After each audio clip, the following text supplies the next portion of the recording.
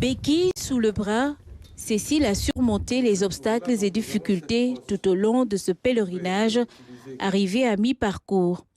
D'où puise-t-elle sa force? Ma force, c'est plus le fait de croire que tout est possible avec Dieu, que rien n'est impossible et que le courage qu'il a eu, lui, d'affronter tout ce monde-là, en sachant qu'on ne l'aimait pas, en sachant qu'il allait souffrir, mais qu'il a accepté de souffrir pour nous. Alors pour moi, je ne peux certes pas arriver à sa hauteur, mais je peux faire un tout petit effort pour essayer d'arriver. À cette étape de la commémoration du calvaire du Christ, elle s'est engagée à porter sa propre croix en se privant de sa béquille.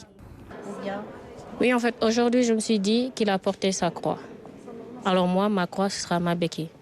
Parce que ce n'est pas évident de marcher sans.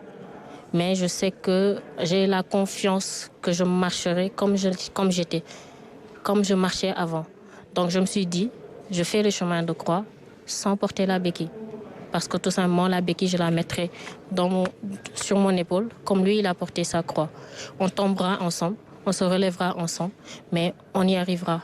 Parce que j'ai eu la conviction que c'est lui qui me soutient. Ce sera lui, ma béquille, aujourd'hui.